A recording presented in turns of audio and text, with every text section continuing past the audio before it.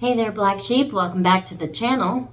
And for this week's episode of This Bites, this is a series in which we analyze the weekly study edition of the Watchtower that will be discussed in your local kingdom halls. And we compare it to the BITE model to see how the governing body and the writing committee have implemented its behavior control, information control, thought control, and emotional control. The coercive, manipulative methods that they use to maintain control and recruit members. This weekend, Jehovah's Witnesses will be going over Study Article 38 in the September 2022 magazine. It is the second article in this magazine, and it's entitled Prove Yourself Trustworthy. It's the second article in a row about trust. The last article was why you can trust your brothers and sisters in the congregation. And now this one is about how you can prove yourself trustworthy. And what the last article boiled down to was, while some people may prove themselves untrustworthy, not everyone is, and you shouldn't let it stop you from worshiping God the way that the governing body and the Watchtower Bible Tract Society tells you to. You should also pursue peace and not continue to bring up the fact that somebody wronged you, because Jehovah doesn't keep account of the injury, and he probably forgave them, so you should too. The article, like all articles, starts with a scripture.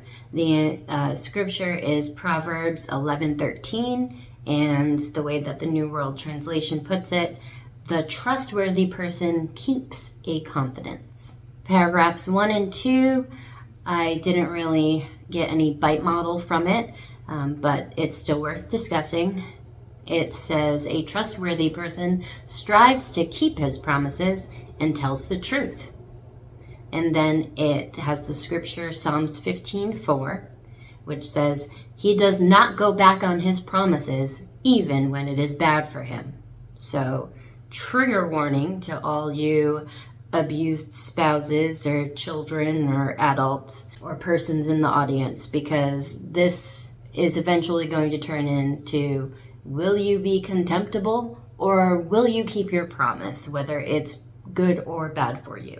Will you keep your silence, whether it's good or bad for you? And I know it's paragraph 1 and you may think that I'm exaggerating, but just wait, stick with me, okay? In paragraph 2, it says, trust must be earned. Earning it is hard. Losing it is easy. Jehovah certainly has earned our trust. He will never give us a reason to lose trust in him, because everything he does is trustworthy. Everything he does. Including allowing the Holocaust and slavery and pedophile rings to exist, just without any intervention, just to prove a point about his sovereignty. And like I said, I didn't detect any bite model in paragraphs 1 and 2, but what I did detect is the grooming aspect of cultivating this Hive mindset and groupthink for Jehovah's Witnesses. I'll have a link to a WebMD article about Hive mentality. It says, a Hive mentality happens when a person bases their personal decisions on whatever a group generally thinks or believes. Someone with a Hive mentality typically considers loyalty to the group a top priority. To them, following the group opinion is much more important than making independent choices. And as we learn, they want you to put aside your personal differences, put aside your personal grievances, your personal hurts and harms and trauma, to forgive and pursue peace, even if the person didn't apologize to you, because you should want peace in the congregation. And this inevitably comes down to that HiveMind mentality, that groupthink, pursuing the loyalty to the group, or as they'll phrase it, to Jehovah, over your own well-being. Paragraph 3 through 6 give us examples of Bible characters that they claim proved trustworthy and that you should imitate. Paragraph 3, they give a few examples of Daniel being trustworthy. Daniel interpreted dreams for Nebuchadnezzar, right? So it's kind of ironic that Jehovah's Witnesses today can't have their dreams interpreted or shouldn't believe that their dreams mean anything. Because today, if you were to go to someone who says they interpret dreams, you would be participating in divination and that person is working for Satan or controlled by the demons. God doesn't give his people superpowers anymore. So it says that Daniel told the truth even when it was difficult and not advantageous for him.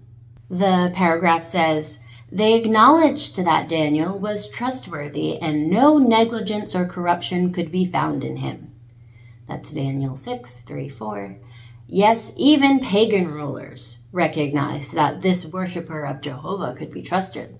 Again, this is about appearance of the group. It's encouraging the HiveMind and the groupthink, because David represented the group, and because he was perceived as a trustworthy person, that even the pagans or the outsiders saw that a worshiper of Jehovah could be trusted.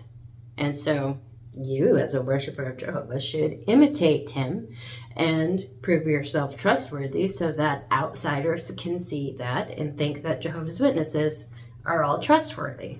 Behavior control. Discourage individualism, encourage groupthink. Paragraph 4. What reputation do I have outside the congregation? See? Am I known as someone who fulfills his responsibilities and who can be trusted? Why answer those questions? Because we bring praise to Jehovah when we are trustworthy.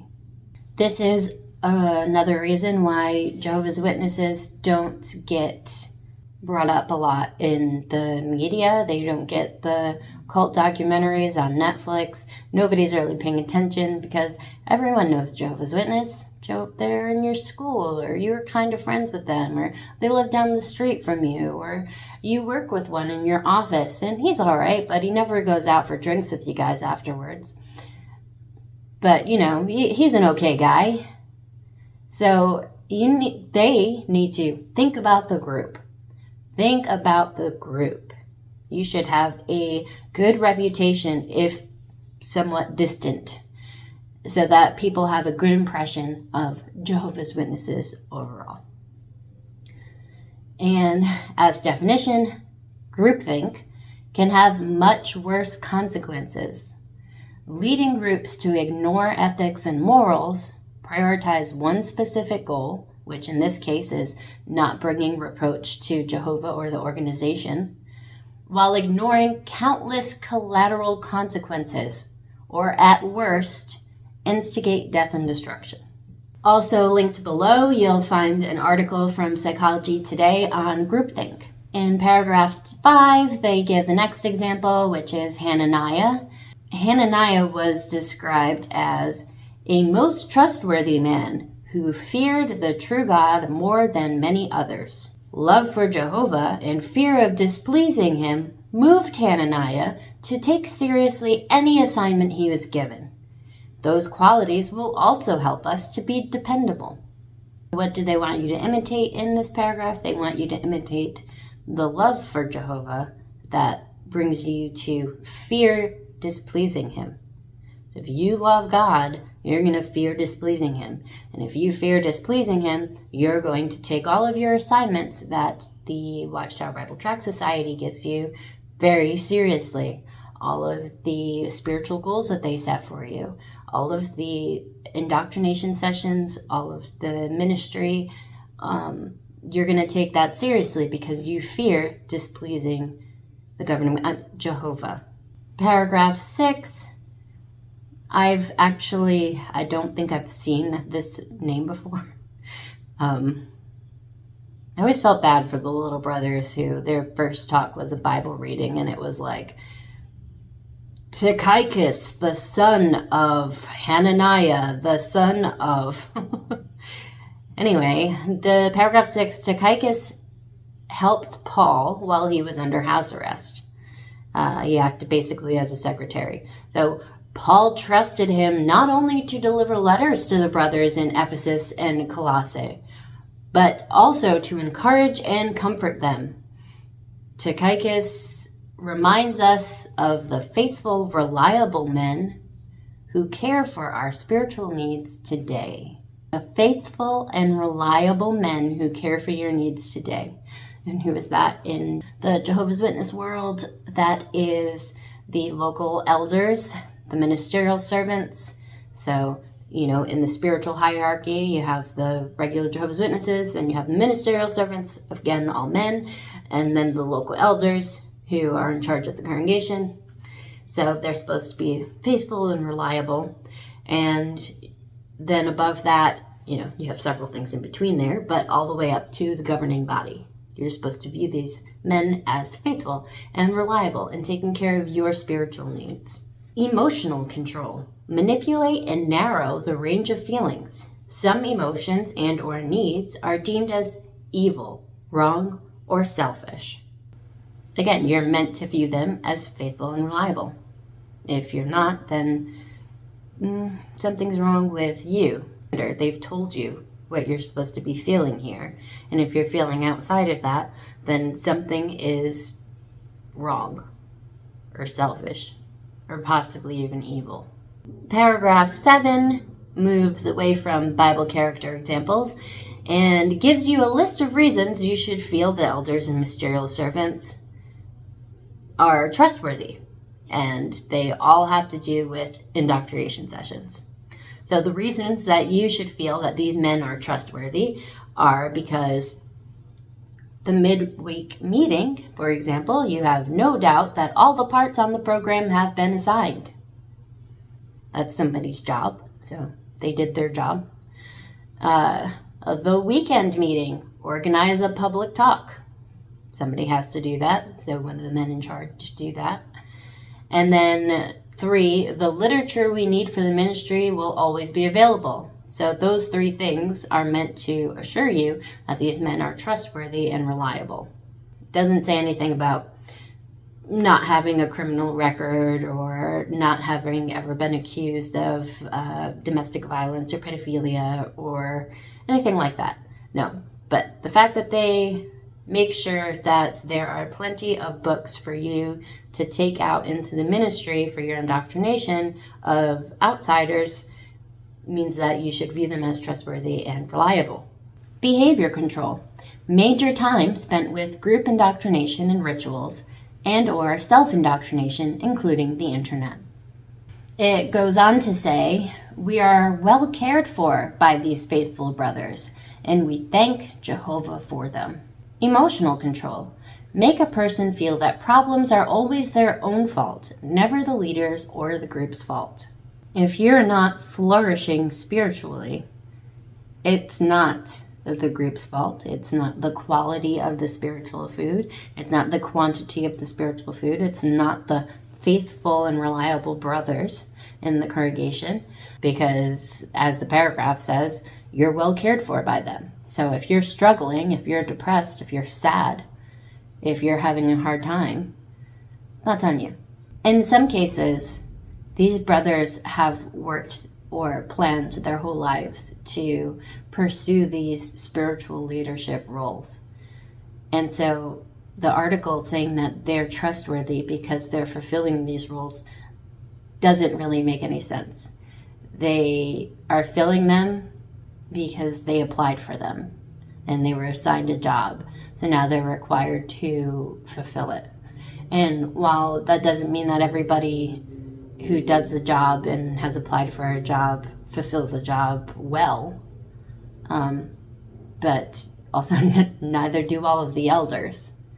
I had some pretty great elders in my congregation, honestly. Some pretty caring or seemingly caring elders.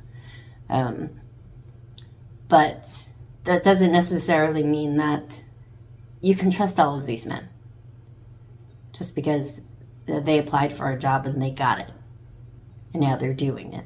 I mean, notice that they're trustworthy because they fulfill these spiritual obligations. It doesn't say they're trustworthy because They report accusations of child abuse to the authorities because they're not mandatory reporters. Doesn't say that they make sure that the local parents are aware when a predator moves in, or somebody with priors moves into their congregation and starts attending, whether they're in good spiritual standing or not, so that they can take personal precautions for their own family, because they're not required to tell the congregation about things like that. So it doesn't say that they're trustworthy in those aspects. They're trustworthy in making sure that you're indoctrinated. Finally, in paragraph 8, it gets to talking about how you can prove yourself trustworthy. Paragraph 8 says, "We love our brothers and sisters, and we are interested in their well-being. Respect their privacy." And then it uses a scripture that says that gossipers and meddlers in other people's affairs, talking about things they should not. You should not be that person. It then gives an example of a sister that tells you in confidence that they're having financial or health struggles and that you're meant to respect her privacy. It says we should respect her wishes. But the footnote is where they hit you with the true point. It says, if we learn that someone in the congregation has been guilty of serious wrongdoing, we should urge him to seek help from the elders. If he does not do so, loyalty to Jehovah and to the Christian congregation, the group, should move us to report the matter to spiritual shepherds, the group leaders, not the authorities. Information control. Encourage spying on other members. Impose a buddy system to monitor and control members. Report deviant thoughts, feelings, and actions to leadership. Ensure that individual behavior is monitored by the group. I had a secret. Only, it wasn't mine to tell. It was my best friend's.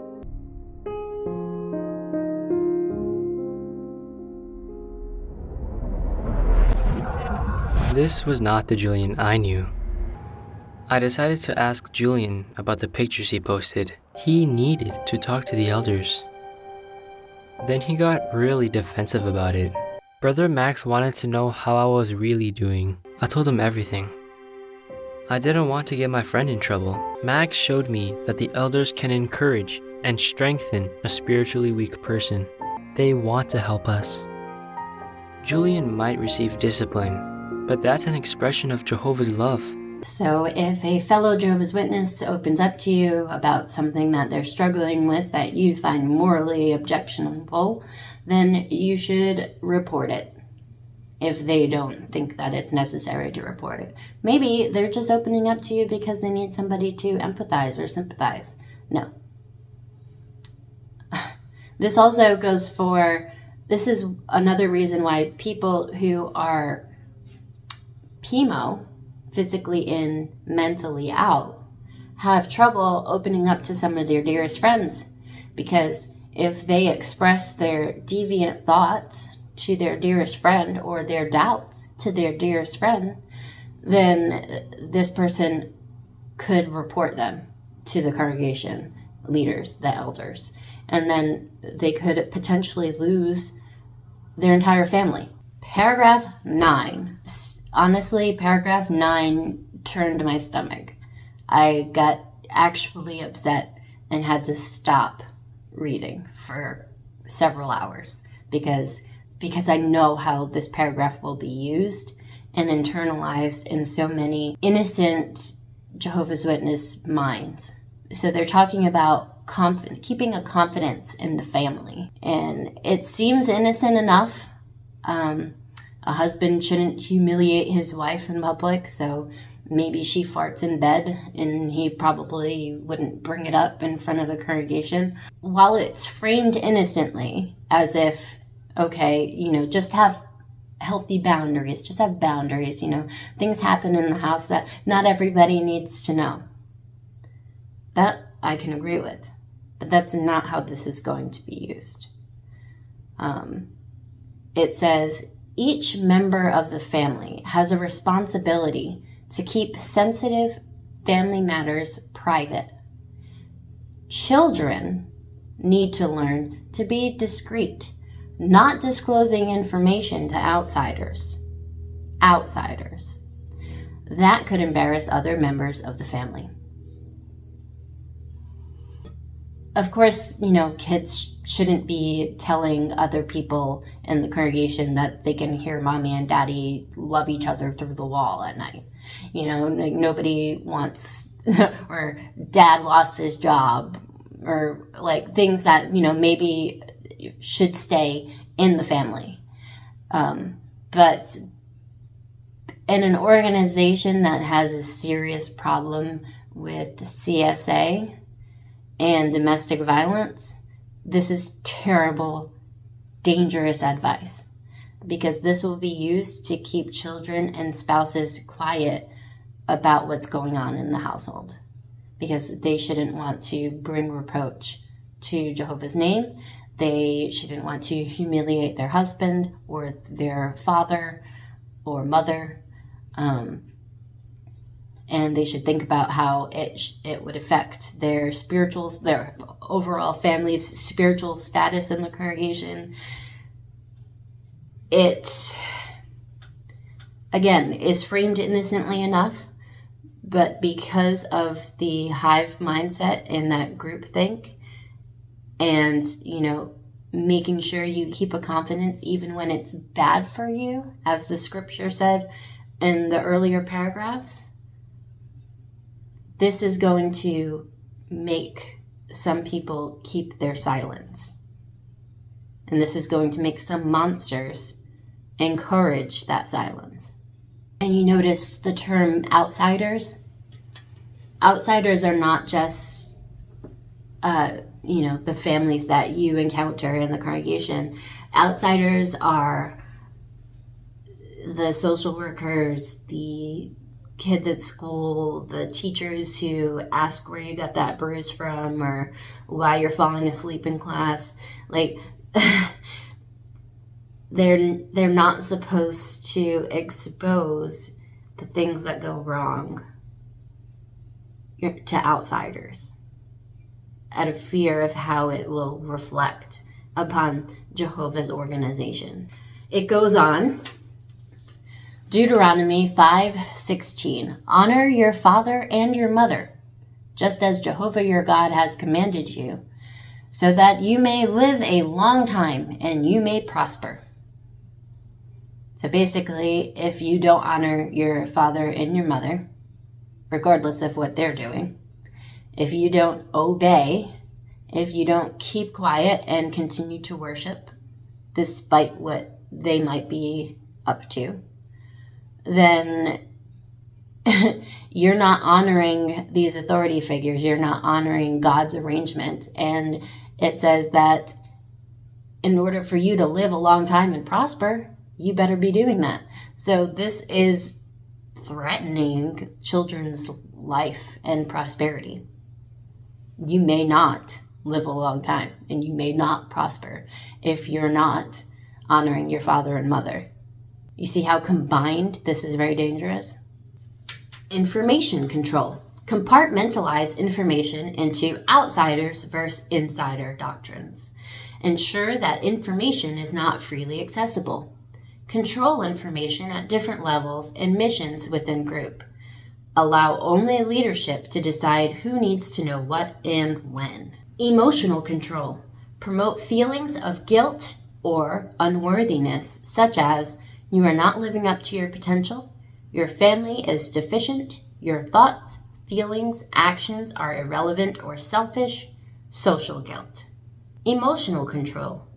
Instill fear, such as fear of the outside world, losing one's salvation, others' disapproval.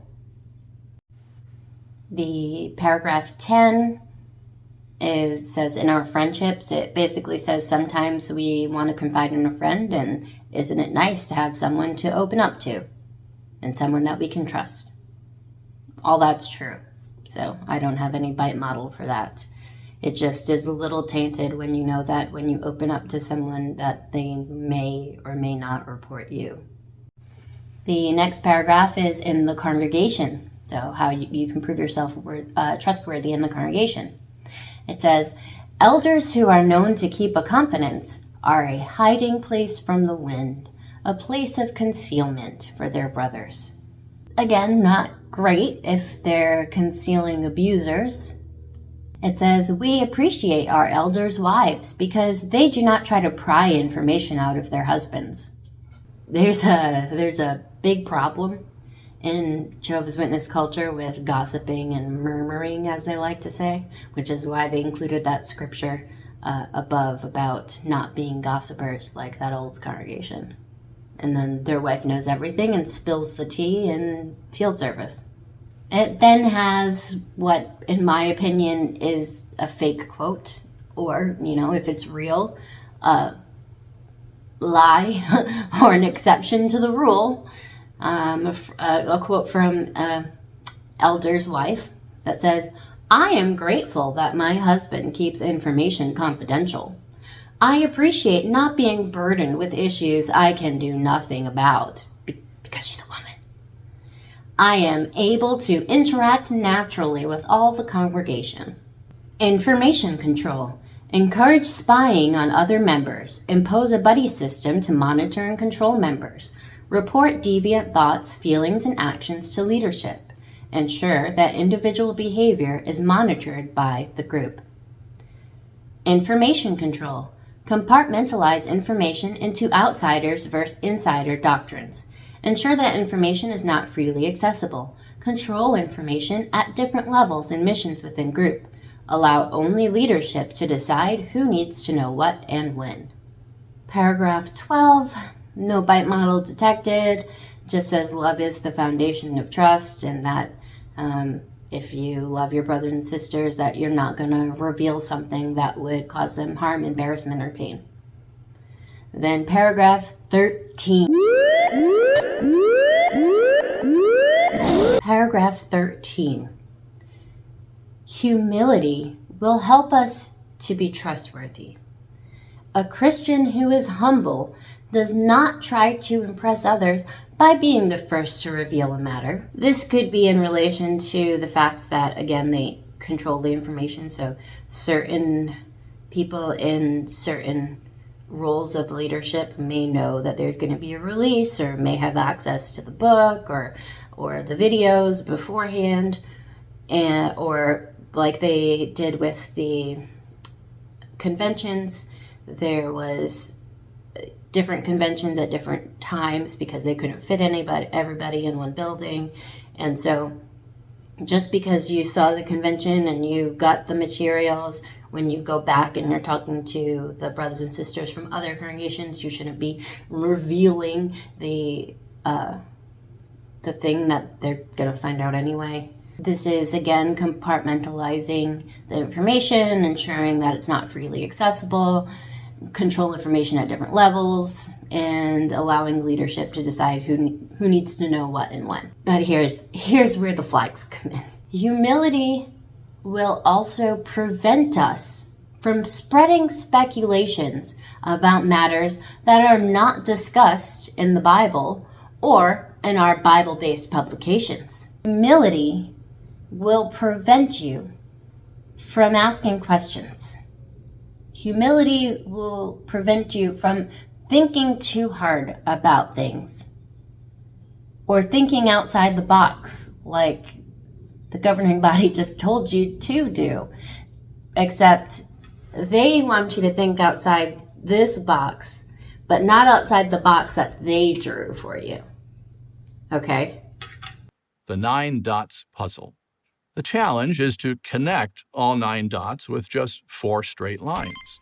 Here are a few examples of how some will try to solve the puzzle. Notice that with each attempt, 1 dot is missed.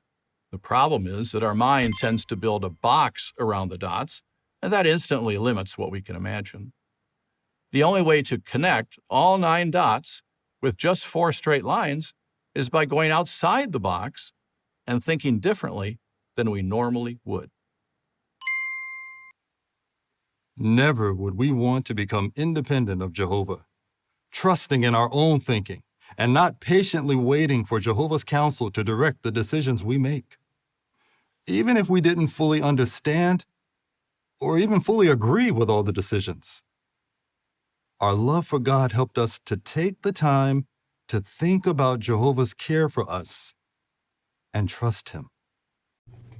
If this sentence doesn't sound culty to you, I don't know. They don't want you to ask questions. They don't want you to think too hard about anything that they haven't touched on. This is what they said. No speculation required. They simply want you to accept and trust every single word and rule that they make. And I wasn't kidding about the flags. Here they all come. Information control. Extensive use of cult-generated information and propaganda, including newsletters, magazines, journals, audio tapes, videotapes, YouTube, movies, and other media. Thought control. Rejection of rational analysis, critical thinking, constructive criticism. Thought control. Forbid critical questions about leader, doctrine, or policy allowed. Emotional control. Instill fear, such as fear of thinking independently. Emotional control. Phobia indoctrination, including irrational fears about leaving the group or questioning the leader's authority. Never a legitimate reason to leave. Those who leave are weak, undisciplined, unspiritual, worldly, brainwashed by family or counselors, or seduced by money, sex, or rock and roll. So I guess I just wasn't humble enough because I asked too many questions. Too much independent thinking. Paragraph 14, discernment will help a Christian to distinguish between a time to be silent and a time to speak. Proverbs 11:12 advises, the man of true discernment remains silent. They want your silence. Unless you know somebody's doing something questionable or against the Bible-based publications that the governing body and the Watchtower Bible Tract Society publish. Then you should talk to the leadership. Otherwise, a discerning person keeps silent. No bite model, just bull. Paragraph 15 says that open reproof is better than concealed love. The wounds inflicted by a friend are faithful. Although difficult to hear at first, a friend's honest comments are what will benefit us in the long run. This paragraph isn't really about friends. This is more about the elders, because you're going to be counseled. It's just a regular part of being a Jehovah's Witness. You're constantly counseled because there's always room for improvement because you're imperfect, and you're constantly reminded of that. You can never do enough to prove yourself worthy of salvation. You should always be doing more and reevaluating yourself to make sure that you're doing everything that you can and that you're not blood guilty. So the elders will counsel you, whether it's on the Bible demonstration that you gave, or, for instance, this video, I would probably be counseled on the fact that I didn't look up how to say Tychicus. You might get counseled on maybe your comments are too long, or your skirt is not long enough, or maybe you have some 5 o'clock shadow going on, and maybe you're asking too many questions, or someone thought maybe that they saw you outside smoking, or maybe you've been spending a lot of your free time with someone from work of the opposite sex, and even though it's platonic because you're both married and faithful mates, you could be tempted to engage in immorality and somebody reported it. You could be counseled on literally anything. And these faithful and reliable men, as we learned in this article and as we learned in the last article, that that they can be imperfect themselves, but Jesus didn't remove the apostles just because they sinned or did wrong. So even though these men may be sinning or doing wrong, and what you did probably seems less offensive or awful than what they did, but they can maintain their leadership position. That's what this is about. This is telling you that when you receive counsel, just receive it. That it might hurt at first, but just listen. Just listen, obey, and be blessed. Paragraph 16 talks about self-control. It says, self-control is indispensable if we are to gain the trust of others. This quality helps us to keep our lips in check when we are tempted to reveal something we are told in confidence. Information control. Deception. Deliberately withhold information, distort information to make it more acceptable, systematically lie to the cult member. Yes, they are the teachings of strangers. Some examples of their strange teachings are that the faithful slave protects pedophiles, or that slave will exploit you so they can live lives of luxury. Those are both bald-faced lies. But see, he has self-control because he didn't say that it was any case like this.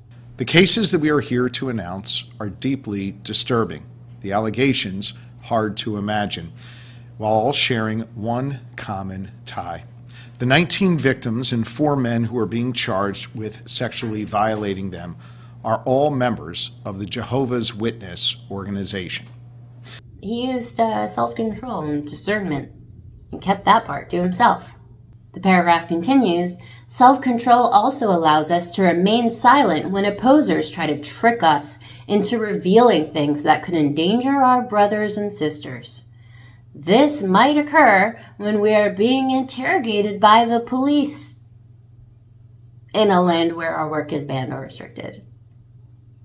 Apart from building on persecution, and this is again othering the Jehovah's Witness, you're going to be interrogated by the police, and you're going to put your brothers and sisters in danger.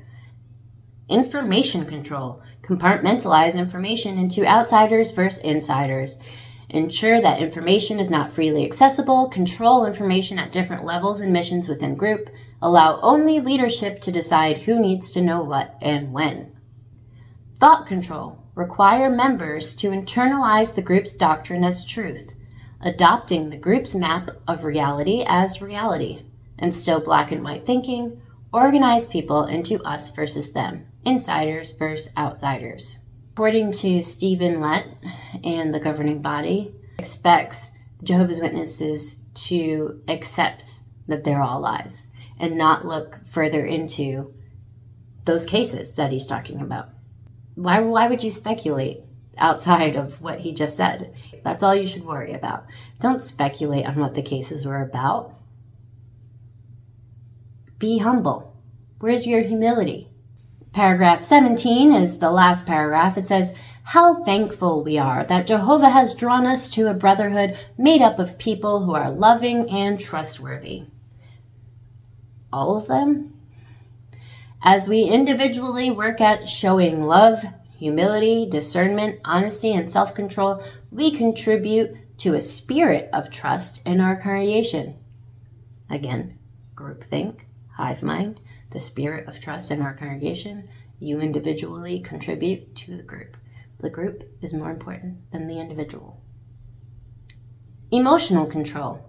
Promote feelings of guilt or unworthiness, such as you are not living up to your potential, your family is deficient, your thoughts, feelings, actions are irrelevant or selfish, social guilt.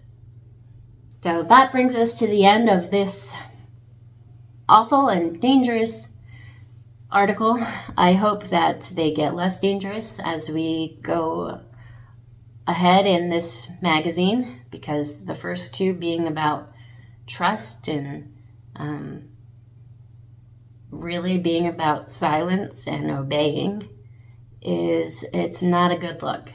It doesn't give me real hope for the rest of these study articles in this magazine. Let's just tally it up, shall we? Under behavior control, we have 2. Under information control, we have 8. And thought control, 3. And emotional control, 7. And again, there's not a score for how much it hurt my feelings, although I'm thinking maybe we'll start that. So the score is 2,837. If you enjoyed our time here today or found the information helpful or useful or enlightening, please give this video a like, leave a comment. The comment helps it be recommended to others, so helps it be noticed more, and maybe someone else will benefit from the analysis of the Watchtower. So please give the video a like or comment and subscribe and ring the bell so you'll be alerted the next time we take a bite out of the Watchtower. Thank you for joining me, and continue thinking freely, Black Sheep.